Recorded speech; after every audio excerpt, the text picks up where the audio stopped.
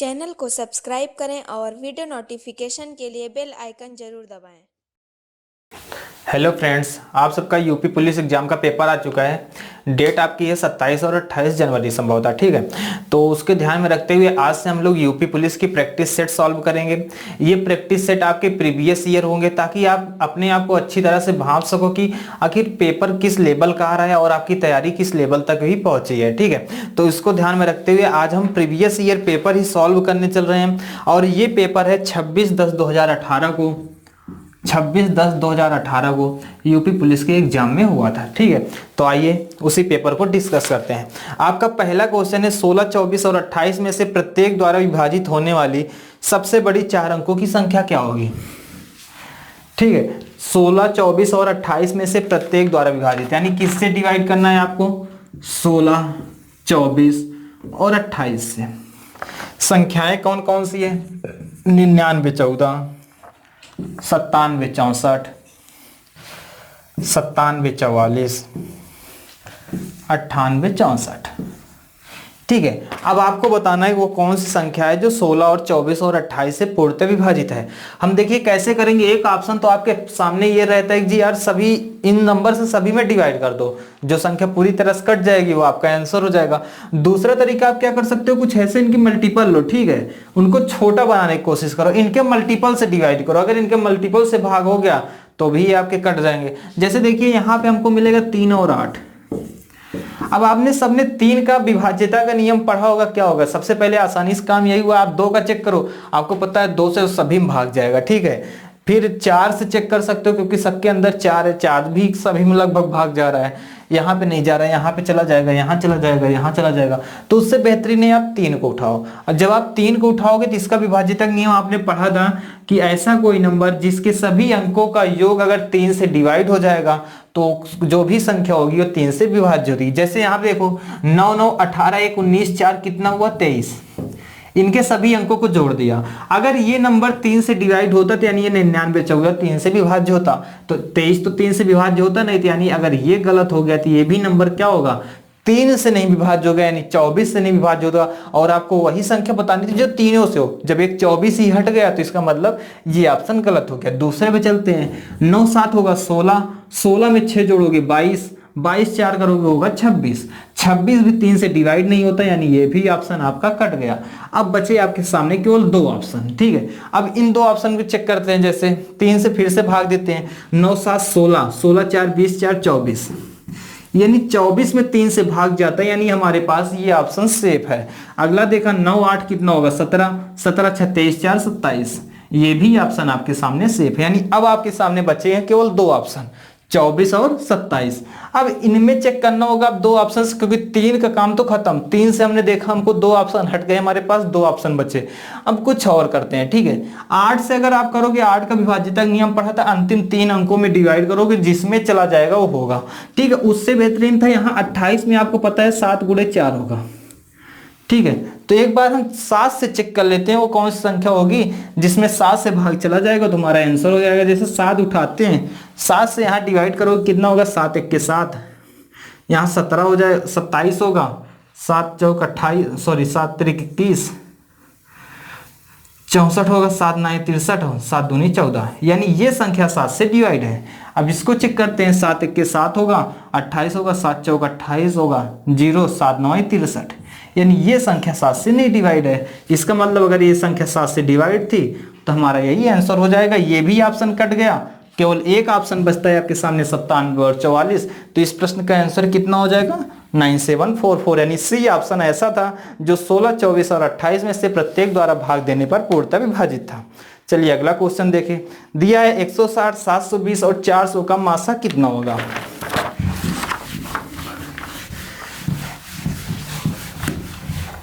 देखिए क्वेश्चन है आपका 160, 720 और 400 का मासा। 160, 720 और 400 का मासा कितना होगा, आपसे एचसीएफ पूछा था। तब देखिए क्या करोगे, आपके सामने ऑप्शन कौन कौन से थे, 20, 40, 80 और 160, ठीक है, 160। आपको मासा, का मतलब ये हाईएस्ट कॉमन फैक्टर, यानी इन चारों में आपको देखना है हाईएस्ट कॉमन फैक्टर का मतलब क्या हुआ, इन सब में ऐसा कौन सा नंबर होगा बड़ी से बड़ी संख्या ढूंढनी जिससे सब में भाग चला जाए बस, और आपको कुछ नहीं करना है। देखिए जब भी मासा की बात करना है हाईएस्ट कॉमन फैक्टर होता है, यानी इन चारों में ऐसा कोई नंबर ढूंढो जिससे इन सभी में पूरी तरह से भाग चला जाए और बड़ा सा बड़ा नंबर हो, क्योंकि 20 से सब में जा रहा है लेकिन हमको बड़ा सा बड़ा नंबर ढूंढना है, हाईएस्ट कॉमन फैक्टर होता है। तब देखिए पहले चेक करते हैं 160 से, 160 से यहाँ भाग चला जाएगा लेकिन यहाँ जाएगा नहीं जाएगा, ठीक है, यानी एक ऑप्शन तो हमारे पास खत्म, यहाँ भी नहीं जाएगा, खत्म हो गया, 160 खत्म हो गया। दूसरा बड़ा नंबर कौन सा है आपके सामने, 80। जब आप 80 से डिवाइड करोगे, 80 दूना 160, 80 नौ 720 और 80 पंचे कितना हो जाएगा 400, यानी वो 80 नंबर होगा जिससे तीनों में भाग चला गया, तो यानी इनका एचसीएफ कितना हो जाएगा 80, ठीक है, यानी इस प्रश्न का आंसर आपका आ गया 80। ये दिया था आपके सी ऑप्शन में। अगला क्वेश्चन है, नीचे दी गई संख्याओं में कौन सी संख्या पूर्ण वर्ग नहीं है। देखिए ऑप्शन कौन कौन से हैं आपके सामने, 20, 1, 6, 3। अगला दिया था आपके सामने 2, 1, 3, 1, 6। तीसरा दिया था 1, 0, 4, 0, 4। चौथा है 100, कितना दिया था आपको 1, 4, 6, 4, 1। अब बताना है आपको इनमें से कौन सा पूर्ण वर्ग नहीं है। देखिए आप जब इसको करते हो तो ये मिलेगा आपको 146 का स्क्वायर, ठीक है, ये भी पूर्ण वर्ग मिल जाएगा। इसको करोगे ये आपको मिल जाएगा 121 का स्क्वायर, और यहाँ पे कर रहे होगे तो आपको मिलेगा 102 का स्क्वायर। यहाँ पे एक नंबर ऐसा था जो 20 163 था, ये भी किसी संख्या का पूर्ण वर्ग नहीं है, आपको ये चेक करने थे। तो आपको अगर वर्गमूल निकालना आता है, आपको नीचे वीडियो में प्लेलिस्ट मिल जाएगी, ठीक है, आप उस प्लेलिस्ट में जाना, आपको वहां पे ये मिलेगा कौन सी, आपको जब निकालना हो किसी संख्या का वर्गमूल या वर्ग कैसे आसानी से निकाला जा सकता है, आप वहां पे जाओगे आराम से चेक कर लोगे, आपको ये पता चल जाएगा कि आखिर इन संख्याओं का जल्दी से वर्गमूल निकाल के कैसे हम चेक कर सकते हैं, ठीक है। तो हाँ आपको मिल जाएगा, आप वहां से देख लीजिएगा। आगे देखिए दिया है 42। 42 में कहता है आपसे यदि 264 को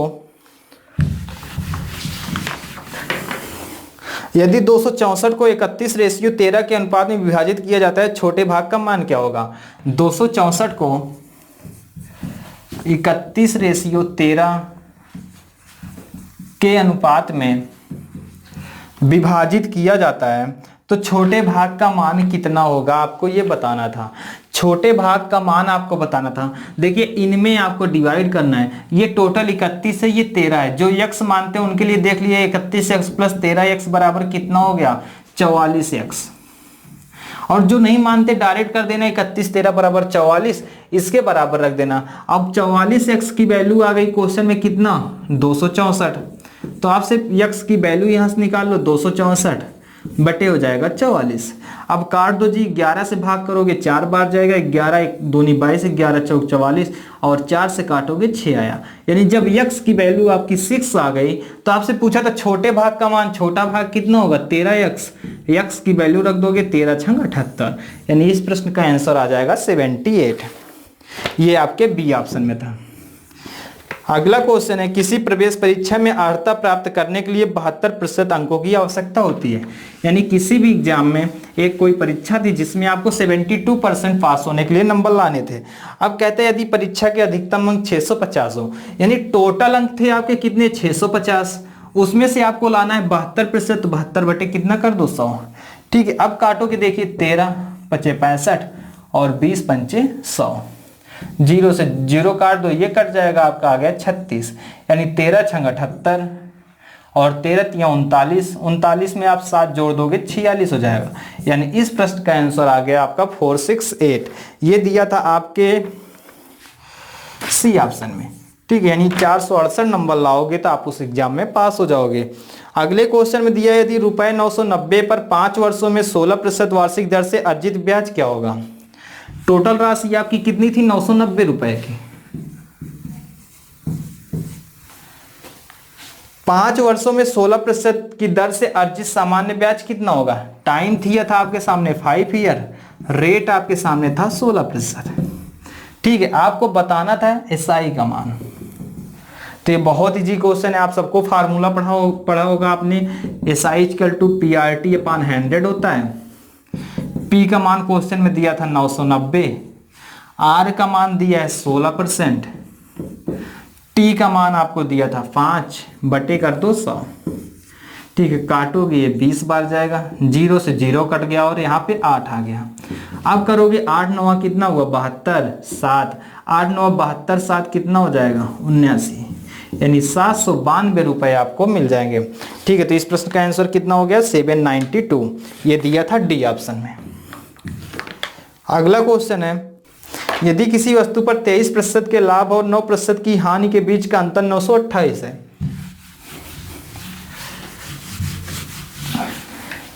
यदि किसी वस्तु पर 23% के लाभ और 9% की हानि दिया था क्वेश्चन में कितना 928, तो आपसे यहां बताना था वस्तु का क्रय मूल्य कितना है। देखिए एक बार आपको 23% का लाभ दे रहा है, ठीक है, ये दूसरी बार 9% की हानि दे रहा है।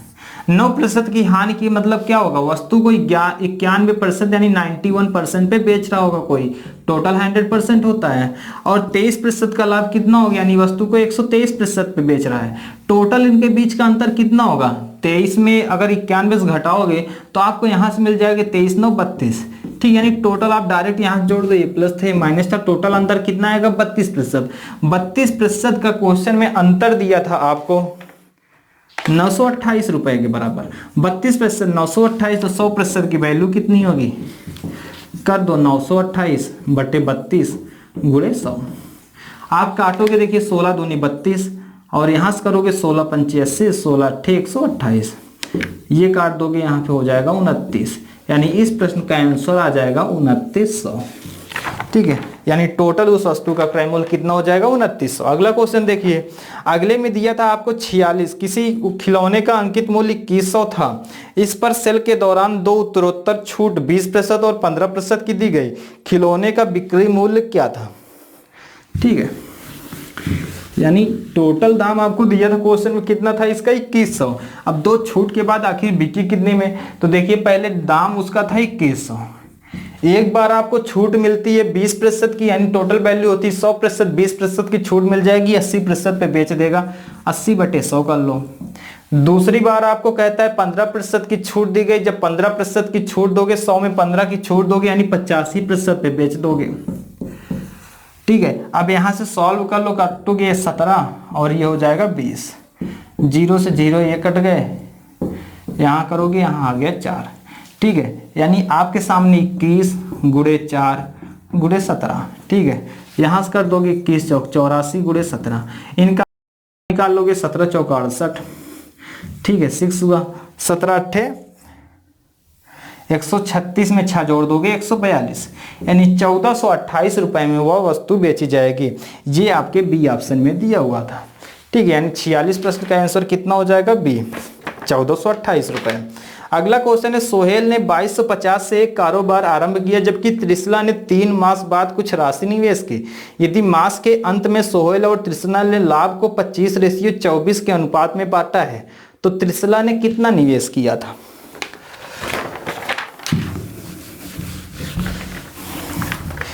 देखिए टोटल राशि कितनी, सोहेल,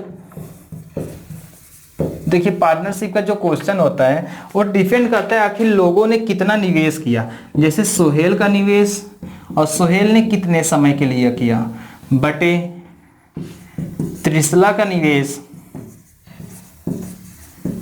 और त्रिशला ने कितने समय के लिए किया, बराबर इनके लाभ के बराबर होगा। ठीक है, जो जितने ज्यादा समय के लिए पैसा जितना ज्यादा और जितने ज्यादा समय के लिए करेगा उसको उतना ही ज्यादा लाभ होगा। ये लाभ सोहेल का हो जाएगा, ये लाभ त्रिशला का हो जाएगा। अब क्वेश्चन में कहता है सोहेल ने लगाए हैं 2250 रुपए।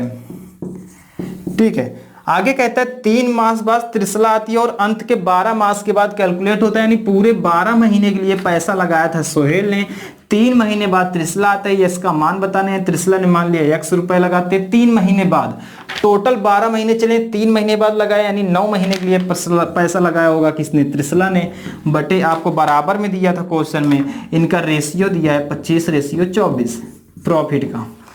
आपको यहां से आराम से x की वैल्यू निकालनी है। जैसे करोगे आप देखो 25 से काटोगे 25 9 यहाँ कितना हो जाएगा 225, 9 से काटोगे 10 बार जाएगा और आपके सामने यहाँ पे बच्चे हैं x। ठीक है, x ऊपर आ जाएगा, 24 का इधर गुणा हो जाएगा, यानी 120 गुणे 24, 0 12 चौक 48 और 12 दूनी 24 4 28, टोटल 2880 रुपए त्रिशला ने निवेश किए थे।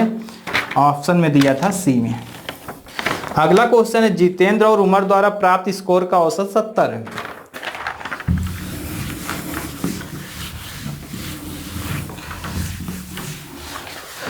जितेंद्र और उमर द्वारा प्राप्त स्कोर का औसत 70 है। जितेंद्र प्लस उमर द्वारा टोटल औसत 70 है, यानी टोटल मिला के दोनों कितना कमाते होंगे 140। आगे दिया है उमर और श्यामल द्वारा, ठीक है। तो इन दोनों का औसत दिया है 56, यानी ये दोनों मिलके 112 कमा रहे होंगे। जबकि श्यामल और जितेंद्र का दिया था क्वेश्चन में 78 है, तो 78 दूना करोगे या हो जाएगा आपका 156, ठीक है। बस टोटल ये हो गया। आपको बताना था जितेंद्र, उमर और श्यामल द्वारा प्राप्त स्कोर का औसत क्या है।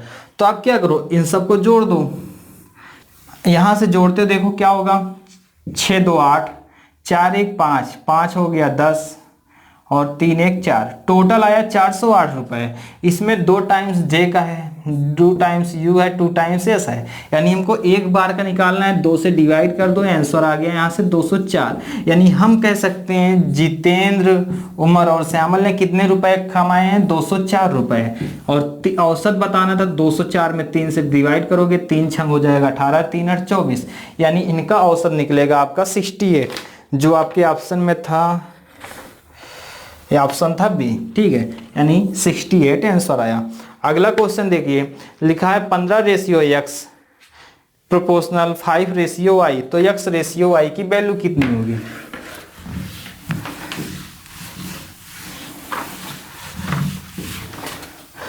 ठीक है, 15:x 5:y, आपसे पूछा x/y की वैल्यू कितनी होगी। ठीक है, अब देखिए यहाँ पे क्या था, 15 बटे ये x हो गया, यहाँ करेंगे बराबर लगेंगे 5 बटे y होगा, काटेंगे 3 बार जाएगा। और आपको बताना था x, तो x ऊपर चला जाएगा बटे y बराबर कितना हो जाएगा 3 बटे 1, x/y पूछा था, आ जाएगा 3/1। बहुत इजी क्वेश्चन था। अगला देखिए, अगले में दिया था आपको 1200 के 2 साल के लिए 10% वार्षिक चक्रवृद्धि ब्याज पर दिया जाता है, तो अर्जित ब्याज कितना होगा, आपको चक्रवृद्धि ब्याज की राशि बतानी थी। ठीक है, तो देखिए क्या करोगे, टोटल प्रतिशत कितना था 10%। 10% की वैल्यू कितनी होती है 1/10। देखिए 10 में अगर 1 रुपया ब्याज मिलेगा, धनराशि कितनी हो गई 11। 2 साल के लिए 2 बार गुणा करा दो, यहाँ हो गया 100 रुपए, यहाँ हो गया 121। ये हमेशा याद रखना, ये P होता है यानी मूलधन, ये आपका मिश्र धन, यानी एक ही वैल्यू आ गई।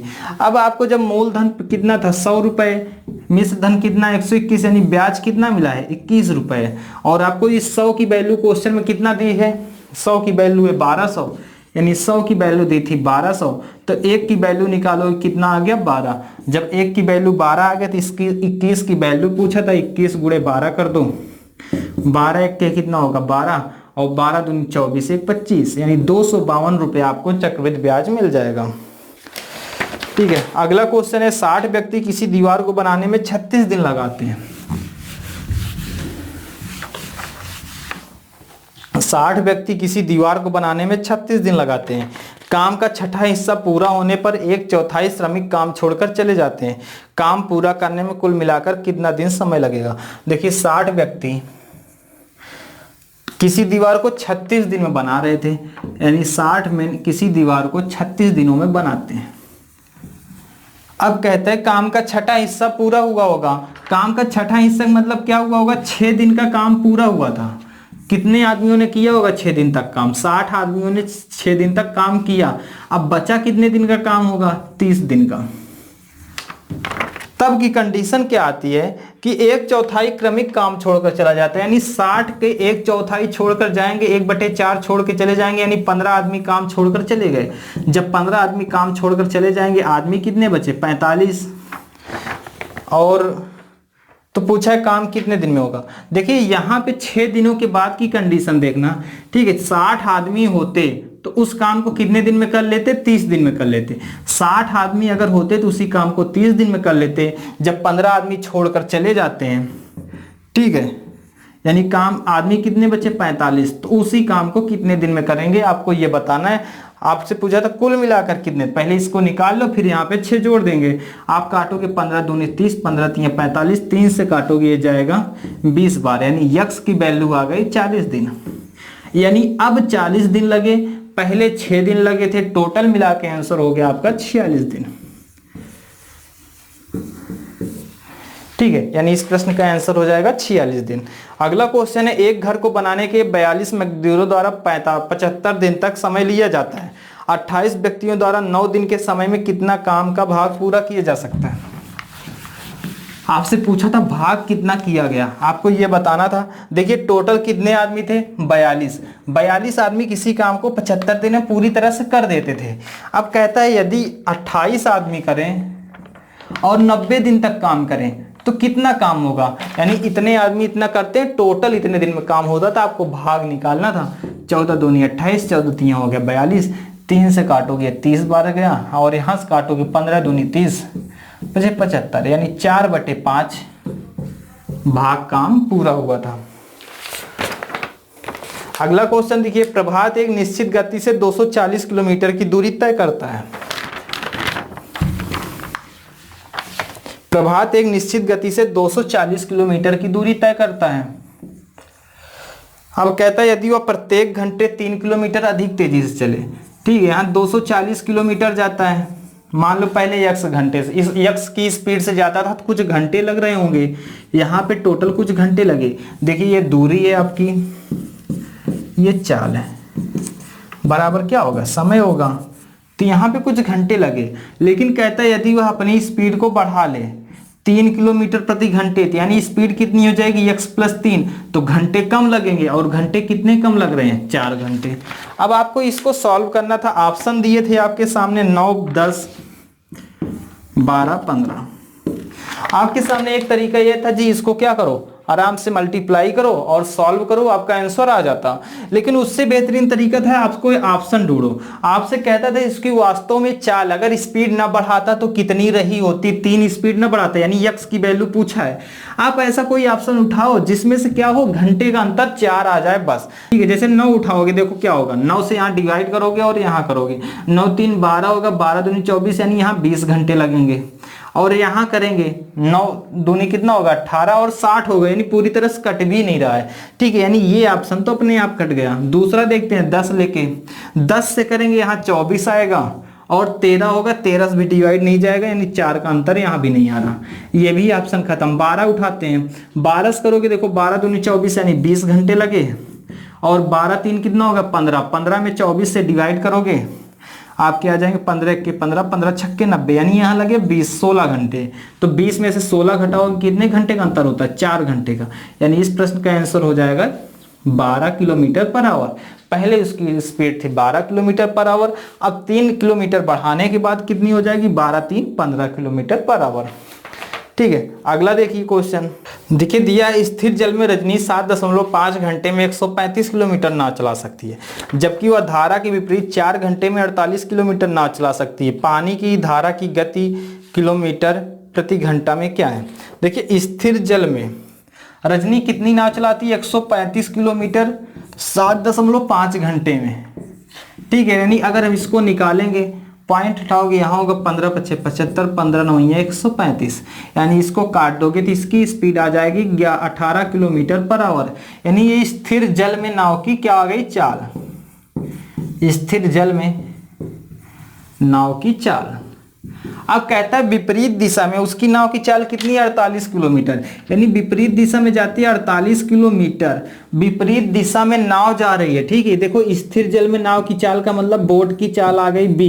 ठीक है, विपरीत दिशा में यानी नाव अगर आप इधर ले जा रहे हो, पानी इधर आ रहा है, यानी b - w का मान आ जाएगा, क्वेश्चन में निकालोगे। ठीक है, क्योंकि घट जाएंगी, विपरीत दिशा थी। 48 किलोमीटर जा रहे हो 4 घंटे में, तो यहाँ से स्पीड निकालोगे 12 किलोमीटर पर आवर आ गया।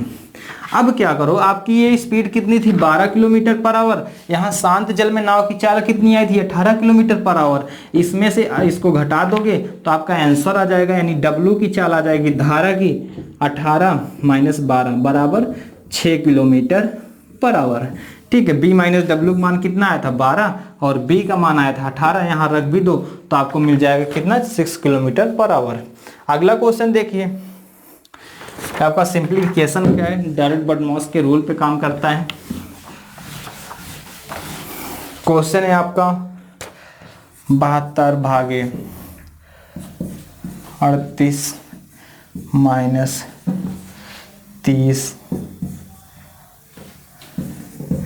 31 माइनस 60 4 गुणे 5। ठीक है, ये रहा। अब आपको बताना है इसका मान कितना होगा। देखिए यहाँ सॉल्व करते हैं, 60 में 4 से डिवाइड करोगे 15 होगा, 15 का 5 से गुणा कराओगे हो जाएगा टोटल यहाँ से लेके यहाँ तक 75, और 75 में से 31 माइनस करोगे, जब 75 में से 31 माइनस करोगे तो आपको यहाँ से यहाँ तक मिल जाएगा 44, वो भी माइनस में।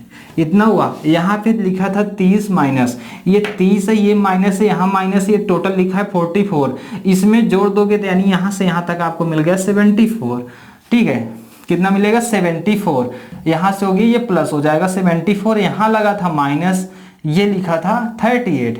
ठीक है, अब इसमें से इसको माइनस करोगे तो आपको मिलेगा यहाँ से 36 माइनस में, और यहाँ लिखा था कितना 72 भागे माइनस कितना लिखा है 36, और आप इससे डिवाइड कर दोगे तो आपको आंसर मिल जाएगा -2। यानी इस प्रश्न का आंसर कितना हो जाएगा -2। इस सबको आप लोग कर ही लोगे। अगला क्वेश्चन है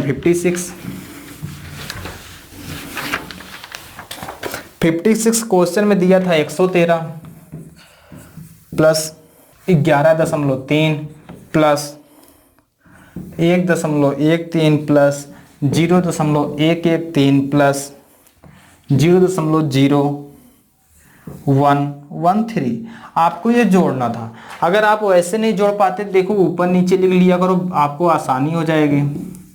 ठीक है, और यहाँ पे करोगे 0.113। अब देखिए जोड़ते हैं, यहाँ आ जाएगा 3, यहाँ होगा 3 1 4, 3 2 कितना हो जाएगा 5, 3 2 5, 0.32521। ठीक है, यानी टोटल हो गया 125.5543। ये दिया था आपके ऑप्शन में 5543 डी ऑप्शन में। ठीक है, 125.5543। अगला क्वेश्चन देखिए लिखा है 7/16 और 7/48 में क्या अंतर है। 7/16 आपको माइनस है, 7/48 का अंतर बताना है।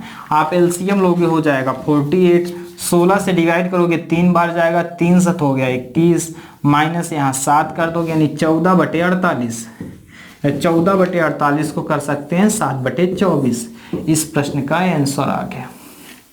ठीक है, इस प्रश्न का आंसर कितना हो गया 7/24, जो आपके बी ऑप्शन में दिया था। देखिए आपका जो पेपर था, ये पेपर हुआ था 26/10/2018 को, सेकेंड पाली का पेपर था। ठीक है, इसके बाद मिलते हैं अगले प्रैक्टिस सेट के साथ। आप लोग अच्छे से पढ़ाई करते रहिए। ठीक है, थैंक यू।